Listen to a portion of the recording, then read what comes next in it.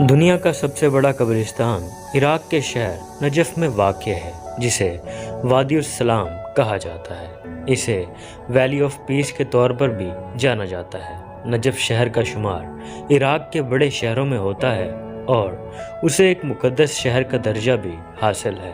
یہ قبرستان گزشتہ 1400 سالوں سے استعمال میں ہے، بلکہ اس سے بھی قدیم دور میں اس کی روایات ملتی ہیں۔ دنیا کا سب سے بڑا قبرستان ہونے کے ساتھ ساتھ یہ یونیسکو ورلڈ ہیریٹیج سائٹ کی لسٹ میں بھی شمار کنندہ ہے۔ وادی السلام قبرستان کا رقبہ 1485.5 ایکڑ یعنی 6 کلومیٹر سے بھی زیادہ ہے اور یہاں کم و بیش 5 ملین سے بھی زیادہ قبریں ہیں۔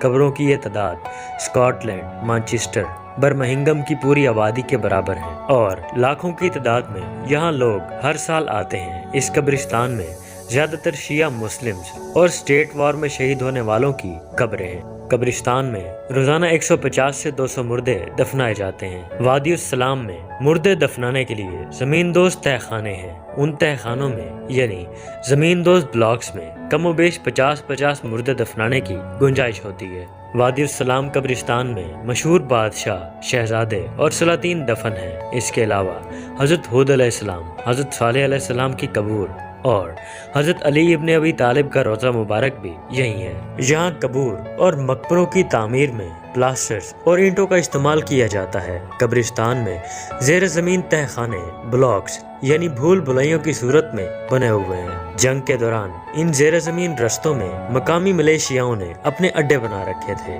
اور گوریلا وار کے ذریعے امریکن فوجوں کے خلاف مزاحمت جاری رکھی۔ باغی گروپس بھی زیر زمین رستے اپنی کارروائیوں کے لیے استعمال کرتے تھے۔